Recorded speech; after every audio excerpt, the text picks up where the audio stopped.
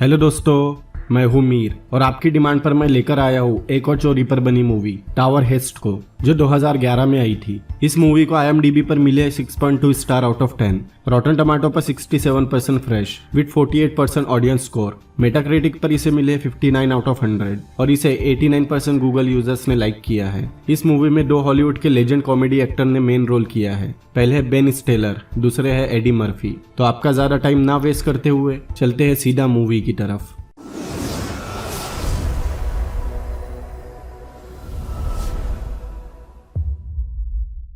Movie की शुरुआत होती है सुबह एक छत के स्विमिंग पूल से, जहां एक आदमी नहा रहा होता है। वही दूसरी तरफ जे अपने घर में तैयार हो रहा था। वो आदमी पुल से निकलकर अपने कंप्यूटर पर जे के साथ ऑनलाइन चेस खेलता है। तब हमें कंप्यूटर पर उसका नाम पता चलता है, सॉ। जे गेम कंटिन्यू करके अपनी जॉब पर निकलता है, जहाँ रास्ते में रोज की तरह उसका पड़ोसी स्लाइड उसका मजाक उड़ाता है, लेकिन हमेशा की तरह जे उसे इग्नोर करते हुए आगे निकलता है। वही उस बिल्डिंग में जिसका नाम द टावर है, सॉ निकलता है और बाहर उसे जे मिलता है, जिसने उसके पार्टी के कुछ काम कर दिए थे। सॉ जे से बहुत इम्प्रेस था। सॉ एक होटल खोल रहा था, जिसके लिए वो जे को वहाँ के जनरल मैनेजर की पोस्ट ऑफर करता है। तब जे कहता है अगर लेस्टर उसके साथ आएगा तब वो इस ऑफर के बारे में सोचेगा। लेस्टर इस टावर का दरबान है और जे का पुराना दोस्त भी। जे टावर में आता है, जहाँ उसका बॉस साइमन आकर उसे चार्ली के बारे में पूछता है, क्योंकि वो अभी तक नहीं आया था। वही दूसरी तरफ एक लड़की चुपके से लॉ की पढ़ाई कर रही थी। जे उसे लंच ब्रेक में उसके ऑफिस में पढ़ने कहता है। तभी वह किसी का फोन वाइब्रेट होता है, जिसकी आवाज सिर्फ जे को सुनाई देती है। फोन एनरिक का था। तभी जे का बॉस आकर बताता है ये उनका नया लिफ्ट ऑपरेटर है। जे एनरिक को बताता है ये टावर नॉर्थ अमेरिका की सबसे महंगी रियल एस्टेट प्रॉपर्टी है। इस बिल्डिंग में सबसे एडवांस सिक्योरिटी सिस्टम लगे हैं और वो सब इस टावर का स्टाफ है और जे इस टावर का मैनेजर। फिर जे बेसमेंट से ऊपर लॉबी में आता है, जहाँ वो एक आदमी को इनडायरेक्टली बताता है कि उसकी बीवी 2 घंटे में वापस आ रही है। फिर वह चार्ली आता है। दरअसल चार्ली हमेशा लेट होता था और जे हमेशा उसे साइमन से बचाता रहता था, क्योंकि चार्ली जे की बहन का हस्बैंड है। चार्ली परेशान था क्योंकि उसकी बीवी प्रेग्नेंट थी और उसकी डिलीवरी कभी भी हो सकती थी। अगले सीन में जे साइमन के ऑफिस में जाता है। साइमन जे को किसी चेस नाम के आदमी को उसके अपार्टमेंट से निकालने कहता है। जे चेस के पास जाता है, जहां हमें पता चलता है चेस पूरा बर्बाद हो गया है और ये फ्लैट अब बैंक का है। चेस की बीवी भी उसे छोड़कर जा चुकी है, क्योंकि उसने उनकी फैमिली के पैसे भी शेयर मार्केट में गवा दिए और अब वो बेघर है। जे उसकी ये हालत देखकर कहता है कि वो आज लिफ्ट बंद कर देगा, जिससे बैंक वालों को किसी और दिन आना होगा, जिससे चेस को और कुछ दिन मिल जाएंगे। यह हमें जे के कैरेक्टर के बारे में पता लगता है, जो अपना काम पूरी जिम्मेदारी से करता है और वो बहुत नर्म दिल का इंसान है। जे नीचे उतरता है, जहाँ एनरिक और सॉ बातें कर रहे थे। जे एनरिक को काम पर रखना तो नहीं चाहता था, लेकिन सॉ को वो बहुत पसंद आता है, इसलिए जे को मजबूरन एनरिक को नौकरी पर रखना पड़ता है। शाम को घर वापस आते वक्त लेस्टर जे को बताता है कि कुछ महीनों बाद वो नौकरी छोड़कर रिटायर होना चाहता है और रिटायर होकर वो दुनिया घूमेगा। जे उसके लिए बहुत खुश होता है। रोज की तरह जे तैयार होकर घर से निकलता है। रास्ते में उसे स्लाइड एक लड़की से लड़ते हुए दिखता है। जे उसे देखता हुआ आगे निकल जाता है। जे टावर पहुंचता है। सॉ अभी तक नीचे नहीं उतरा था। जे को सामने एक काली कार दिखती है, जो कल से वहां खड़ी थी। तभी उस कार में से 4 आदमी निकलते हैं। जे को उनके पास गन दिखती है। वो लेस्टर को सब दरवाजे बंद करने कहता है और अंदर जाकर सबको अलर्ट करता है। उसे लगता है यह चोरी होने वाली है। जे सीसीटीवी रूम में जाता है, जहाँ उसे बेसमेंट में लॉन्ड्री की गाड़ी दिखती है, जिसे सॉ ने बुलाया था, लेकिन लॉन्ड्री के कपड़े कल ही जा चुके थे। तभी वो लोग सॉ को लेकर आते हैं और सॉ को गाड़ी में जबरदस्ती बिठाकर ले जाते हैं। उसे लगता है सॉ की किडनैपिंग हुई है। जे भागते हुए उस गाड़ी का पीछा करने लगता है। जे गाड़ी का पीछा कर ही रहा था, तभी एक लड़की जे को गिरा देती है। आगे गाड़ी भी शार्प टर्न लेने से पलट जाती है। उस लड़की का नाम क्लेयर था, जो एक FBI एजेंट है। FBI आकर सॉ को ही गिरफ्तार करती है। जे कहता है सॉ की किडनैपिंग हो रही थी, लेकिन क्लेयर बताती है ये किडनैपिंग नहीं बल्कि भागने की प्लानिंग थी, क्योंकि सॉ ने अपने शेयर मार्केट के बिजनेस में बहुत बड़ा फ्रॉड किया है और वो भागने की कोशिश कर रहा था। जाते जाते सॉ जे को उसका पूल ढकने कहता है। रात में जे उसका स्विमिंग पूल कवर करता है। जे सभी स्टाफ को सॉ के बारे में बताता है, लेकिन सब कहते हैं उन्हें सॉ से क्या लेना देना। तब जे बताता है कुछ साल पहले सॉ को इस टावर के स्टाफ के PF को मैनेज करने दिया गया था, ताकि वो स्टाफ के PF के पैसों को 3 गुना कर सके। सब पूछते उसे ये करने किसने कहा था। जे कहता है उसने ही सॉ को उनके PF को मैनेज करने कहा था और उसमें उसका खुद का भी PF शामिल है। पूरा स्टाफ सदमे में आ जाता है, क्योंकि अब पैसे वापस मिलने की कोई उम्मीद नहीं थी, क्योंकि जब सॉ को गिरफ्तार किया गया उसके अकाउंट में पैसे ही नहीं थे। जे भी शर्मिंदा था, क्योंकि उससे किसी ने नहीं कहा था उनके पैसे 3 गुना करने के लिए। अगले ही दिन सॉ को $10 मिलियन की फीस पर बेल मिल जाती है, इस शर्त पर कि वो अपने पेंट हाउस में हाउस अरेस्ट रहेगा सौ बेशर्मों की तरह हंसते हुए टावर में आता है। लिफ्ट में जे उसके पेंट हाउस जाने की पूछता है। फ्लैट में क्लेयर जे को बताती है पेंट हाउस की हर चीज FBI की निगरानी में ही आएगी और उनकी इजाजत के बिना कोई अंदर या बाहर नहीं जाएगा। तभी सौ के फ्लैट में उन्हें एक एंटीक फरारी दिखती है। क्लेयर पूछती है उसने 60वें फ्लोर पर इस कार को कैसे चढ़ाया। सौ बताता है इस कार का हर पार्ट लाया गया, फिर यह कार को रीअसेंबल किया गया। क्लेयर कहती है ये कार भी नीलाम होगी। सौ मुस्कुराते हुए कहता है जब वो दोषी साबित होगा तभी। मतलब सौ को पूरा यकीन था वो बच जाएगा। सौ जे को उसके खाने का ध्यान रखने कहता है और उसे टिप देने की कोशिश करता है, मगर स्टाफ का रूल था वो टावर में टिप नहीं लेते। नीचे जाते वक्त जे और क्लेयर में थोड़ी सी नोकझोंक होती है। बेसमेंट में जे क्लेयर से पूछता है पैसा वापस कब तक मिल सकता है, लेकिन क्लेयर उससे कहती है कि वो अपने स्टाफ को बता दे सौ दोषी है। घर वापस आते वक्त जे देखता है स्लाइड को पुलिस चोरी के लिए पकड़कर ले जा रही थी। स्लाइड जे को उसके दोस्त को कॉल करने कहता है, मगर जे इग्नोर करते हुए निकल जाता है। वही लेस्टर बहुत दुखी था, वो सुसाइड करने ट्रेन के सामने जाता है। जे को घर पर चार्ली कॉल करके लेस्टर के बारे में बताता है। जे फौरन हॉस्पिटल पहुंचता है। चार्ली बताता है लेस्टर बच गया, किसी ने लेस्टर को ट्रेन के सामने कूदने से पहले बचा लिया था, काश कोई सुशांत को भी बचा लेता। खैर मूवी में वापस आते हैं। जे लेस्टर से मिलने जाता है। तब लेस्टर बताता है कुछ महीने पहले उसने सौ को अपनी पूरी जिंदगी भर की सेविंग इन्वेस्ट करने दे दी थी। अब उसके पास घर का किराया देने भी पैसे नहीं बचे थे और अब वो रिटायर नहीं हो सकता। जे उससे वादा करता है सौ उसके पैसे वापस करेगा। जे गुस्से में सौ के पास जाने लिफ्ट में आता है। उसके साथ चार्ली भी था जो उसे रोक रहा था। तभी वह चेस आता है क्योंकि कल वो अपना फ्लैट खाली करने वाला था। चेस भी शेयर मार्केट में था। जे उससे पूछता है सौ को कब पता चला उसका स्कैम खुलने वाला है। चेस कहता है 1 साल या 10 महीने पहले। जे पूछता है तो वो कुछ महीने पहले किसी के पैसे क्यों लेगा। चेस कहता है दिखावा करने की उसका बिजनेस अभी भी चल रहा है। जे सौ के पास जाता है और उसे लेस्टर के पैसे लेने के लिए कन्फ्रंट करता है, लेकिन सौ कहता है लेस्टर खुद उसके पास इन्वेस्ट करने आया था। चार्ली उसे बताता है लेस्टर ने खुदकुशी करने की कोशिश की। जे वहां से एक गोल्फ स्टिक उठाकर कार की तरफ बढ़ता है। ये देखते ही सौ घबरा कर लेस्टर के लिए हमदर्दी जताता है, लेकिन जे उससे कहता है तो उसने क्यों नहीं पूछा लेस्टर जिंदा है भी या नहीं। जे गोल्फ स्टिक से फरारी की लाइट और कांच फोड़ देता है और पीछे का कांच भी फोड़ देता है। जाते जाते बेशरम शॉ जे से उसका नाश्ता लाने कहता है। जे का मैनेजर इस हरकत के लिए जे, चार्ली और एनरिक को नौकरी से निकाल देता है, जबकि जे यहाँ 10 साल से काम कर रहा था। बाहर जे पूरी स्टाफ से मिलता है जो जे के जाने से काफी दुखी थे। बाहर चार्ली और जे में भी काफी बहस होती है क्योंकि जे की वजह से उसकी नौकरी गई थी। रात में जे क्लेयर को बार में मिलने बुलाता है और उसे सौ की ट्रैवल हिस्ट्री और उसकी प्रॉपर्टी की डिटेल देता है, मगर क्लेयर कहती है उन्हें ये सब पहले से पता है, वो लोग तो सौ का सबसे छोटा खाता थे। जे उठकर जाने लगता है लेकिन क्लेयर उसे ड्रिंक ऑफर करती है। थोड़ी देर बाद नशे में क्लेयर बताती है उसने जे की फाइल देखी है और उसे जे की हर डिटेल मालूम है और उसने सौ की कार तोड़ने वाली जे की फुटेज भी देखी थी। मतलब क्लेयर जे को पसंद करती है। नशे में क्लेयर ये भी बताती है सौ को जब पकड़ा गया उसके 2 दिन पहले ही उसने अपने अकाउंट खाली किए थे जो पूरे $20 मिलियन थे और सौ जैसे लोग अपना पैसा अपने आसपास ही रखते हैं। क्लेयर नशे में कहती है अगर उसे अपने स्टाफ के पैसे वापस दिलाने हैं तो उसे 100 से 20 मिलियन चुरा लेने चाहिए। क्लेयर के जाते ही जे कुछ सोचने लगता है। जे टावर में अपने ऑफिस में अपना सामान लेने जाता है जहाँ एक डायरी में 2000 की डेट में उसने कुछ लिखा था। उस तारीख को सौ के घर LJ कंपनी की कोई तिजोरी डिलीवर हुई थी। फिर जे वहां से निकलकर एक तिजोरी की दुकान में तिजोरी देखता है। फिर वहां से एनरिक से मिलने जाता है, फिर चेस से, उसके बाद चार्ली की मदद मांगता है। फिर हम देखते हैं वो चारों जे के घर पर है और जे कहता है वो 100 से 20 मिलियन चुराएंगे, लेकिन चार्ली इसके खिलाफ था क्योंकि उस टावर में सबसे एडवांस सिक्योरिटी सिस्टम लगे थे और वो टावर में जा भी नहीं सकते। चेस पूछता है उसे कैसे मालूम सौ ने 20 मिलियन अपने अपार्टमेंट में ही कई तिजोरी में रखे हैं। तब जे बताता है 10 साल पहले सौ ने अपना पेंट हाउस रिनोवेट करवाया था, मगर 10 मिलियन खर्च करके भी उसने अपार्टमेंट के बीच की दीवार हटने नहीं दी और उसी समय उसके घर में तिजोरी डिलीवर हुई थी। हो ना हो उसने वो तिजोरी उसी दीवार में रखी होगी और वो पैसे उस तिजोरी में होंगे जो FBI को भी नहीं पता। लेकिन ये सुनने के बाद भी चार्ली नहीं मानता और जाने लगता है, लेकिन जे उसे रोकता है क्योंकि जे को उसकी मदद की जरूरत थी क्योंकि वो दोनों 10 साल से वहाँ काम कर रहे थे जिससे उन्हें सबके शेड्यूल मालूम थे, साथ ही हर खिड़की दरवाजे के कोड, मतलब उन्हें बिल्डिंग की हर जानकारी थी। चेस और एनरिक मान जाते हैं लेकिन चार्ली कहता है वो कोई चोर नहीं है, उन्हें चोरी के बारे में क्या मालूम, लेकिन जे कहता है वो किसी को जानता है। फिर जे अपने पड़ोसी स्लाइड की बेल करवाता है और उसे अपने प्लान के बारे में बताता है। फिर स्लाइड को एक मॉल में सबसे मिलाने लेकर आता है, लेकिन उन्हें देखकर स्लाइड ये काम करने से इनकार करता है, लेकिन जे उसे रोकता है। फिर स्लाइड चारों को एक टास्क देता है कि उन्हें इस मॉल से $50 की चीजें चुरा कर लानी होगी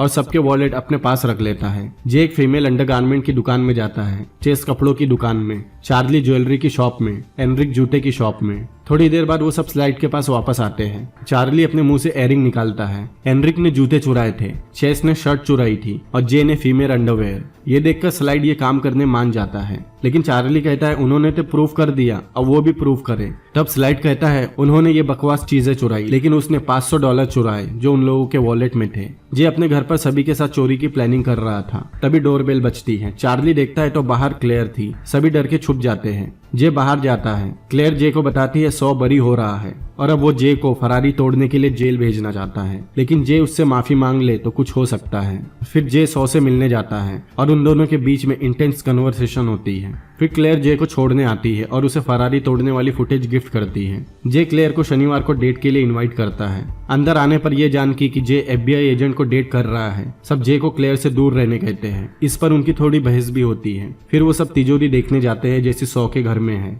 लेकिन स्लाइड यहाँ एक बुरी खबर देता है कि वो ये तिजोरी नहीं तोड़ सकता क्योंकि उसने आज तक ऐसी कोई तिजोरी नहीं तोड़ी है। स्लाइड कहता है उन्हें किसी और को ढूंढना होगा जो ये तिजोरी खोल सके। फिर जे टावर में काम करने वाली एक लड़की ओडेसा को बुलाता है, क्योंकि टावर में काम करने से पहले ओडेसा अपने पिता के साथ तिजोरी बनाने का काम करती थी। जे उसे तिजोरी दिखाकर उसे खोलने के बारे में पूछता है। ओडेसा बताती है वो ये सेफ 15 मिनट में खोल सकती है, लेकिन ओडेसा इसकी वजह पूछती है और सीन यही कट होता है। फिर हम देखते हैं जे और चेस टावर के आसपास की मूवमेंट पर नजर रखे हुए थे, लेकिन तभी उन्हें चार्ली टावर में जाते हुए दिखता है। चार्ली के वापस आने पर जे उससे मिलता है। चार्ली बताता है साइमन ने उसे टावर मैनेजर की पोस्ट ऑफर की और उसने जॉब एक्सेप्ट कर ली। चार्ली जे के प्लान को बकवास बताता है और उसे टावर से दूर रहने कहता है। वही ओडेसा स्लाइड को उस सेफ को खोलना सिखाती है। फिर हम देखते हैं 100 का वकील क्लेयर को बुलाता है और उसे बताता है उसे जज के क्लर्क का कॉल आया था और जज 100 का केस थैंक्सगिविंग के दिन मीडिया से दूर रहकर निपटाना चाहते हैं और 100 क्लेयर से कहता है केस खत्म होने के बाद वो जे और उसके दोस्तों पर केस करेगा। क्लेयर जे को कॉल करके बताती है 100 की थैंक्सगिविंग के दिन कोर्ट में तारीख है और 100 उस पर गुरुवार तक केस करने वाला है और वो अपने लिए वकील ढूंढ ले। इससे उन्हें पता चल जाता है थैंक्सगिविंग के दिन 100 घर पर नहीं होगा। फिर आता है थैंक्सगिविंग वाला दिन। जे एनरिक को क्लेयर की पत्नी मतलब खुद की बहन का फोन चुराने ट्रेन में भेजता है, क्योंकि हर थैंक्सगिविंग वाले दिन जे की बहन उनके अंकल के घर जाती है। थैंक्सगिविंग अमेरिका का एक त्योहार है और उस दिन टावर के सामने से बहुत बड़ी परेड निकलती है। वही एनरिक जे की बहन का फोन चुरा लेता है। कुछ ही देर में टावर के सामने से परेड गुजरने वाली थी और क्लेयर 100 को लेकर कोर्ट के लिए निकलती है। वही एनरिक फोन लेकर जे के पास आता है, मगर वह स्लाइड नहीं था। ओडेसा जे को बताती है वो 100 को लेकर चले गए, लेकिन तभी जे को स्लाइड दिखता है जो एक ट्रक से निकलकर और उसका सूट पहनकर टावर की तरफ जा रहा था। जे कहता है वो अकेला ही पैसा चुराने वाला है, क्योंकि उसने ओडेसा से तिजोरी खोलना सीख लिया, लेकिन वो अपने प्लान पर ही चले गए। वही स्टाफ का एक मेंबर सीसीटीवी मॉनिटर कर रहे गार्ड को प्लेबॉय मैगजीन लाकर देता है, जिसमें टावर में रहने वाली एक लड़की की न्यूड फोटो पब्लिश हुई थी। परेड टावर के सामने आते ही चार्ली को उसकी वाइफ का मैसेज आता है कि उसे लेबर पेन शुरू हो गया है और वो हॉस्पिटल में है, जो कि जे ने ही उसे भेजा था। चार्ली तुरंत हॉस्पिटल के लिए निकलता है। चार्ली के जाते ही वो तीनों मौका देखकर स्टाफ डोर से टावर के अंदर जाते हैं। टावर के सीसीटीवी गार्ड मैगजीन देखने में बिजी थे।